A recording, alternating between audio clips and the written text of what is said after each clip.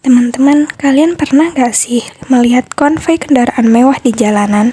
Entah itu konvoi mobil mewah atau itu konvoi motor besar yang biasanya dikawal oleh iringan four-rider. Asal kalian tahu, kendaraan tersebut nilainya miliaran rupiah loh. Namun di sisi lain kita juga pasti pernah kan menjumpai kondisi masyarakat yang hidupnya sangat memprihatinkan. Jangankan untuk membeli kendaraan, untuk mencari makan saja mereka masih kesulitan. Nah, kondisi seperti ini itulah yang dinamakan ketimpangan sosial. Ketimpangan sosial merupakan salah satu bentuk permasalahan sosial yang sering kita jumpai di sekitar kita.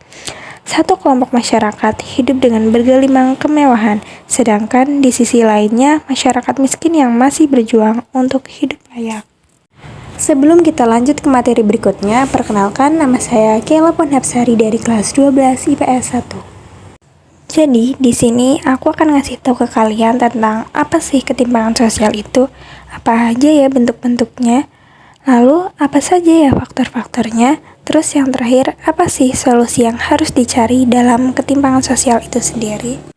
Dalam Kamus Besar Bahasa Indonesia, ketimpangan diartikan sebagai ketidakseimbangan, perbedaan, jurang pemisah yang terjadi dalam kehidupan masyarakat. Sedangkan menurut Robert Chambers, ketimpangan sosial adalah gejala yang timbul dalam masyarakat karena adanya perbedaan batas kemampuan finansial dan yang lainnya di antara masyarakat yang hidup di wilayah tertentu. Jadi, bisa disimpulkan bahwa ketimpangan sosial merupakan perbedaan-perbedaan status, kekuasaan atau power, pemasukan atau income, dan sumber daya atau research di dalam masyarakat. Nah, dari kesimpulan tersebut, kita bisa singkat menjadi SUPIR, yaitu status, power, income, dan research. Nah, ketimpangan itu sendiri merupakan dampak konkret pembangunan dan perubahan sosial. Pembangunan yang lebih memfokuskan pada aspek ekonomi dan mengesampingkan aspek sosial. Sebagai permasalahan sosial, ketimpangan terjadi tidak hanya pada negara berkembang seperti Indonesia, tetapi juga terjadi di negara maju. Hal ini berdasarkan hasil pengukuran tingkat ketimpangan distribusi pendapatan suatu negara yang disebut dengan koefisien Gini. Semakin besar nilai koefisien Gini, maka semakin besar pula ketimpangan pendapatan rumah tangga suatu negara. Berdasarkan data Bank Dunia, 10% orang terkaya di Indonesia mampu menguasai 77% dari total kekayaan Indonesia.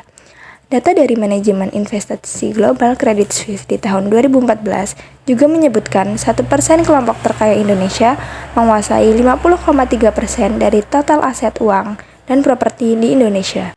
Nah, terus apa aja sih ketimpangan yang terjadi di Indonesia? Yang pertama, yaitu ketimpangan sosial ekonomi.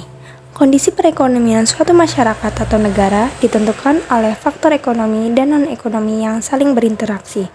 Interaksi yang bersifat positif dapat meningkatkan perekonomian. Sebaliknya, interaksi yang bersifat negatif dapat menurunkan kondisi ekonomi. Jika dalam satu masyarakat, interaksi yang bersifat positif berlangsung intensif, sementara di daerah lain, interaksi berlangsung secara negatif, ketimpangan sosial ekonomi itu pun akan terjadi. Nah, apa aja ya bentuk ketimpangan sosial ekonomi itu? Jadi, bentuk ketimpangan sosial yang tergolong dalam ketimpangan sosial ekonomi merupakan ketimpangan yang muncul karena terpengaruh secara langsung oleh faktor ekonomi.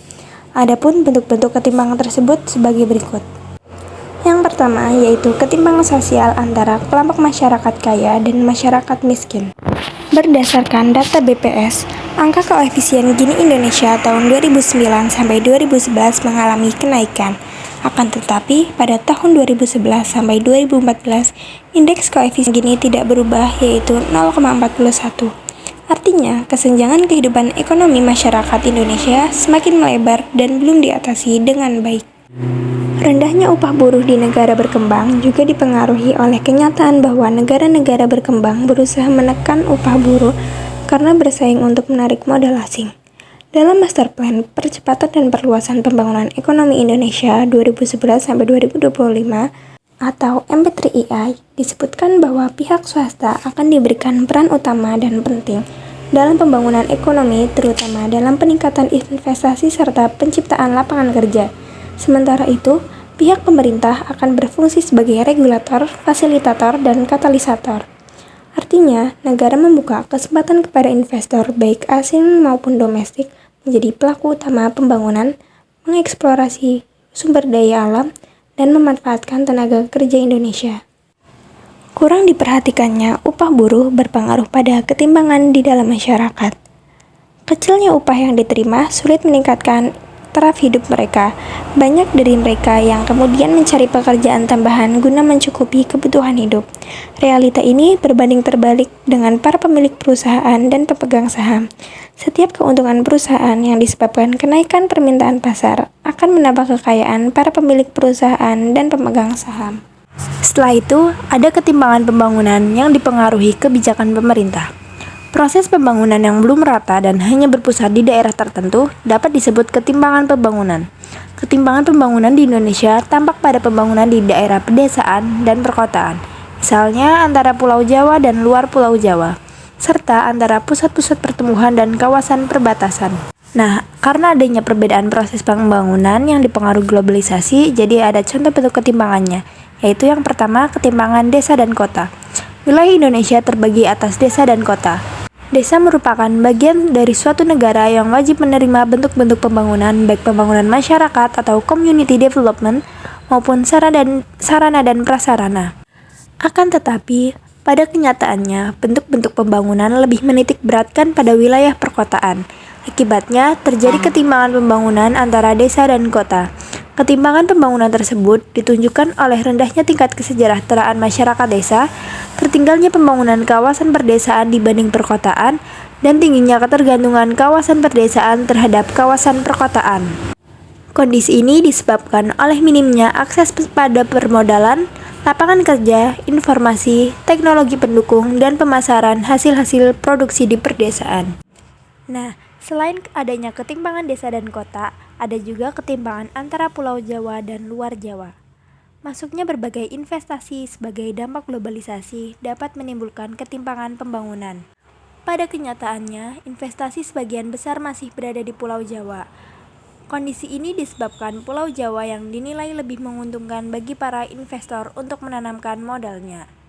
Bentuk kesenjangan pembangunan antara Jawa dan luar Pulau Jawa antara lain tampak pada bidang industri, perdagangan dan jasa, infrastruktur, irigasi, listrik, pendidikan, bahkan sektor pertanian. Hal-hal tersebut difaktori oleh akses transportasi, kepadatan penduduk, sumber daya alam dan sumber daya manusia, pembangunan, lalu ada dukungan sektor asing atau swasta. Selanjutnya yaitu ada ketimpangan sosial non-ekonomi. Bentuk ketimpangan sosial non-ekonomi merupakan ketimpangan yang tidak terpengaruh secara langsung oleh faktor ekonomi. Adapun berbagai ketimpangan tersebut sebagai berikut. Yang pertama adalah ketimpangan pendidikan. Globalisasi memang berdampak positif bagi pendidikan. Akan tetapi, tingkat pendidikan berkualitas seharusnya berbanding lurus dengan peningkatan sarana dan prasarana yang tersedia. Mengingat terjadinya ketidakmerataan proses pembangunan dan tidak meratanya distribusi ekonomi setiap daerah, kondisi tersebut juga dapat mengakibatkan masalah ketimpangan sosial di bidang pendidikan. Ketimpangan pendidikan bisa terjadi antara pendidikan di kota dan pendidikan di desa atau antara daerah maju dan daerah pinggiran. Adapun bentuk ketimpangan pendidikan sebagai berikut. A. Sarana dan prasarana pendidikan belum merata. B. Keterjangkauan akses pendidikan. C. Tujuan pokoknya. Bagi masyarakat yang terjangkau globalisasi dan mampu memanfaatkan dampak positif globalisasi, mereka mampu meningkatkan kualitas pendidikannya.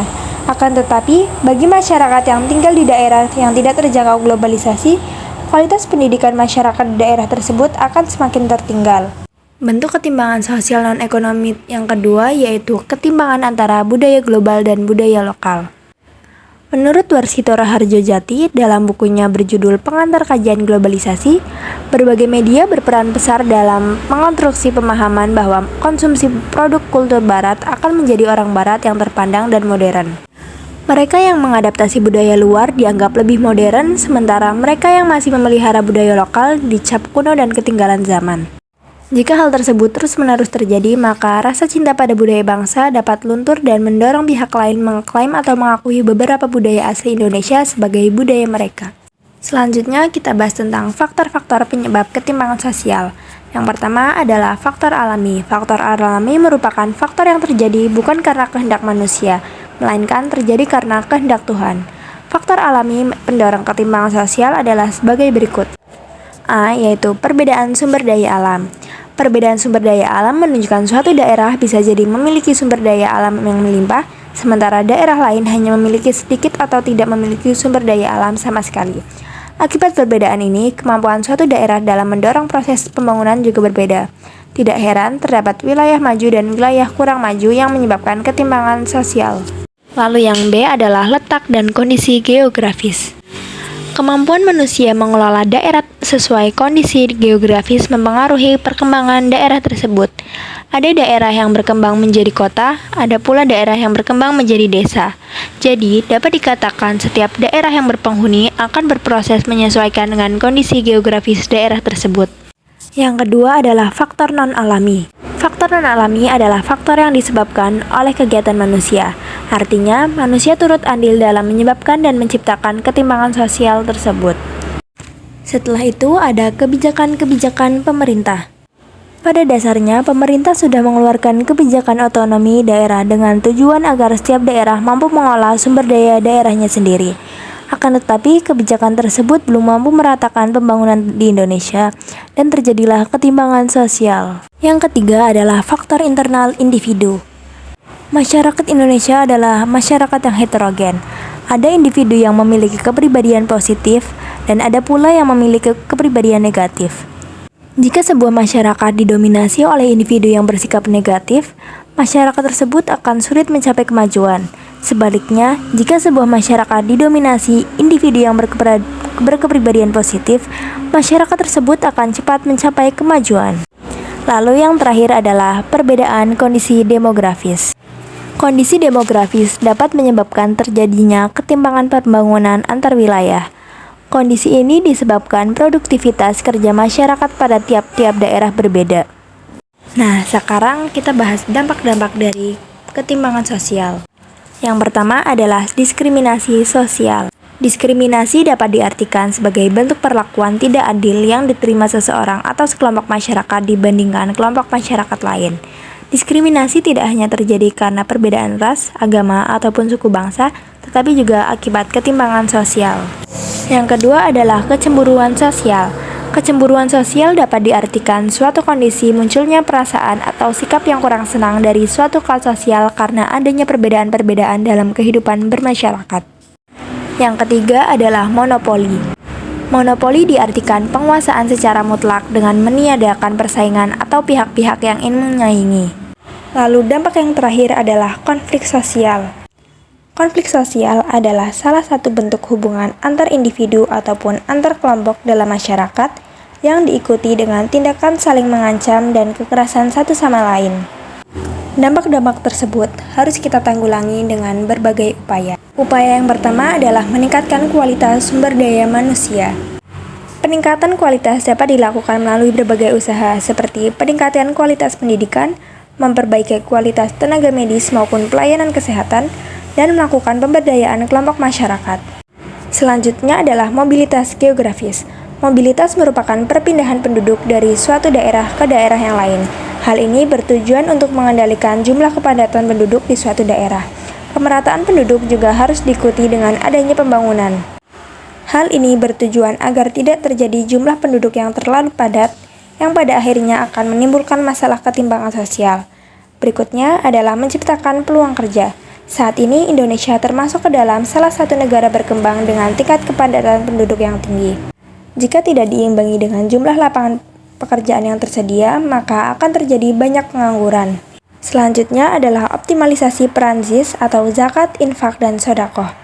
Masyarakat yang memiliki kecukupan ekonomi dapat menyantuni masyarakat yang kurang mampu. Hal ini dapat meminimalisir terjadinya ketimpangan sosial di masyarakat. Sedangkan untuk infak dan sedekah dapat menjadi instrumen yang mendorong partisipasi masyarakat dalam memenuhi kepentingan publik seperti pembangunan infrastruktur, pemenuhan kebutuhan konsumsi, dan lain sebagainya.